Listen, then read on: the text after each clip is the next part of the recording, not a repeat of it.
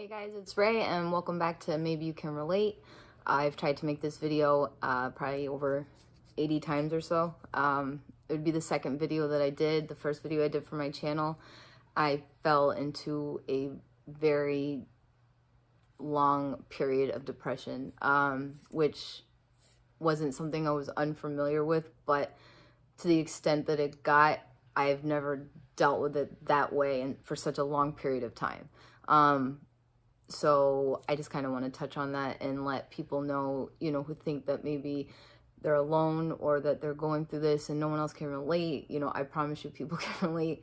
I've dealt with this since way before quarantine, so I can't imagine how people who normally, are very resilient or mentally strong, how they're dealing with it if they get these full-blown on depression episodes of, we're not talking like, oh, I feel sad today, or I just spilled my coffee this morning, that's a bad day. No, you cannot move, you can't get off the couch or the bed, or you can't not sleep, or when it's time for bed, you can't sleep at all. You cry for no reason at all. These are things that people with depression deal with on a regular basis. I can give you the professional definitions, but to me, it's just unrelentless and unforgiving sadness that you can't explain, that you're not sure where it comes from. And, that's really where I kind of wanted to take this, so people can understand that there's other people out there. And, the more we talk about it, the less stigma there is, and the more we can spread awareness to people, who are dealing with this. So a little background from me, I've been dealing with depression on and off for about 15 years. I repressed a lot of it for a very, very long time. And last October, I was diagnosed with complex PTSD, which is a form of post-traumatic stress disorder. It's pretty much the worst one you can have. And I had to see a psychiatrist, therapist, a trauma therapist, trauma specialist. And basically, it'll take years for my brain, now that I've been diagnosed, to get back to wherever I was before, the first original trauma ever started. I know what it is like to be hopeless. I know what it is like to survive a suicide attempt. I know what it's like to survive an abusive relationship. I've had a rough few years, and the COVID doesn't make it any better at all. And it's not funny. I just laugh when I'm uncomfortable, but I feel like this is important for people to know, so they know that they're not alone. So, for example, January 9th of 2019, my depression or my hopelessness thought that it would be a good idea if I wasn't here anymore, and had someone not knocked on my door and told me, "You're coming to my house," I wouldn't even be here. And at that point, I had already started the process, so I had to undo what I did, because I was thinking like, hold on, by the time I make it to your house, I might not even be, or within a couple hours, like, I might not be here. That's what I was thinking, but I couldn't tell them that. So I just had to undo what I did, and I didn't really tell too many people about that. And the one or two people I told, I never went into detail or explained like that there was a purpose to that night, and it just didn't happen. And the mental backlashes that I got from that were, because I held it in, and just because of the fact that I tried, it made things worse over the next year and change. It's almost been 2 years now. And 4 months after that, I ended a very abusive relationship, a very toxic relationship, where it ended up that he was in jail for a while for what happened. And then a few months later is when I was diagnosed with PTSD, because I thought I was going crazy, but really it was just like a glass that's cracked and just keeps shattering and shattering, and then finally, eventually, it's just gonna break. And that's pretty much what happened. So I understand what it's like to be so low where you feel like the world is better off without you, that, people get such criticism or don't talk about suicide and suicide attempts because, like, well, you're a parent, or, you're this, you're that, you're someone's daughter, you're someone's this. But could you imagine how low that person has to feel to where they feel like everybody else is better off without them, that kind of darkness is very hard to deal with. And then not telling anybody about it makes it even rough, and then rougher.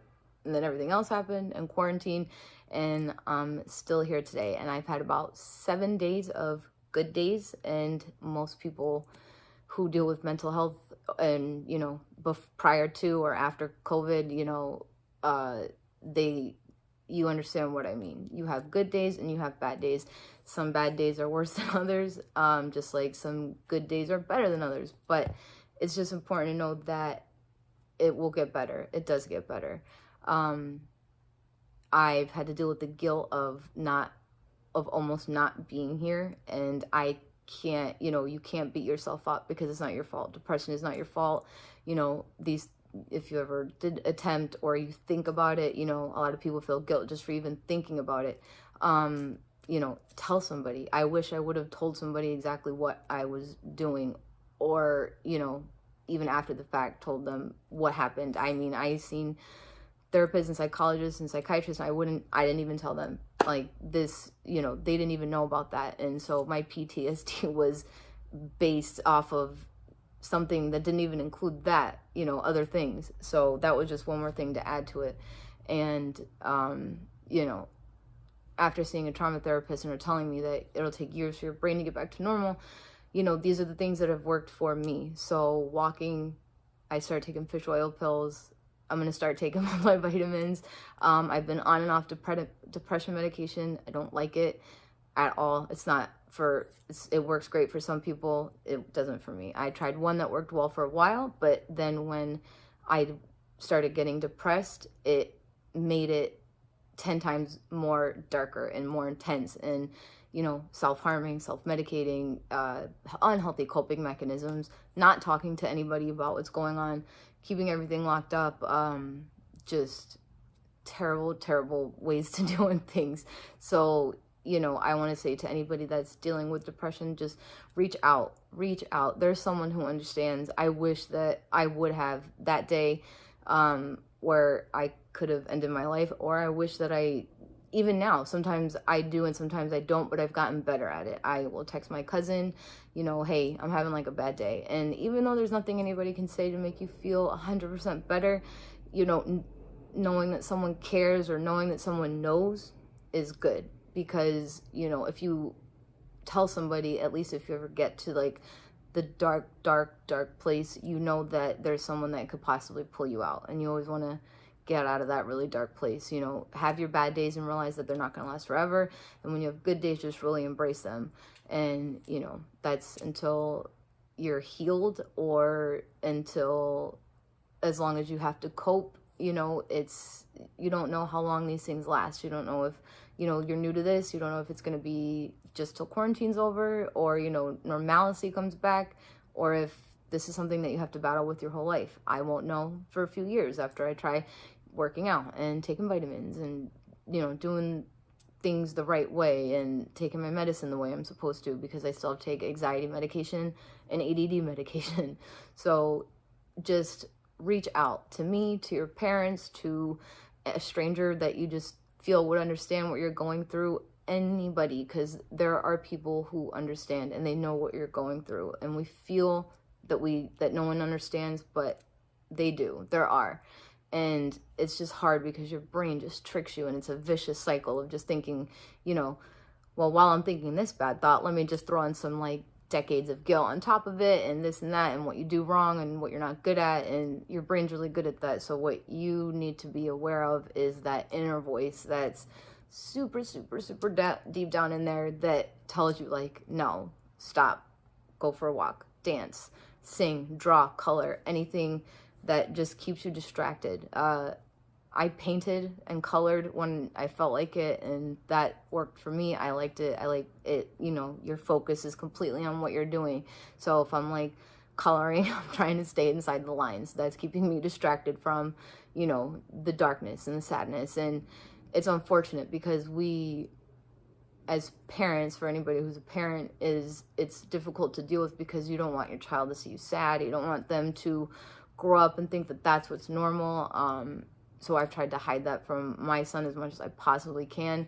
But, you know, there's just days where you just can't help it, and you're not a bad parent. You know, these are just times, and you'll get through them, and we'll all get through this. And just be kind to one another, because you don't know what anybody's dealing with.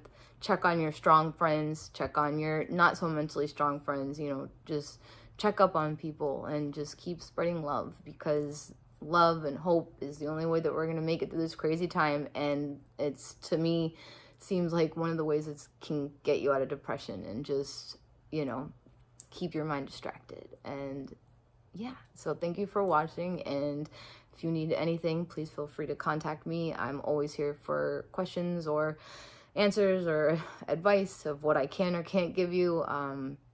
Been through a lot, but I'm still here standing, and you know, I encourage others to share their stories, because if we all share our stories, the stigma drops and more people can get help, or at least understanding to help those that they know. So thank you so much for watching. Be kind and have a great day.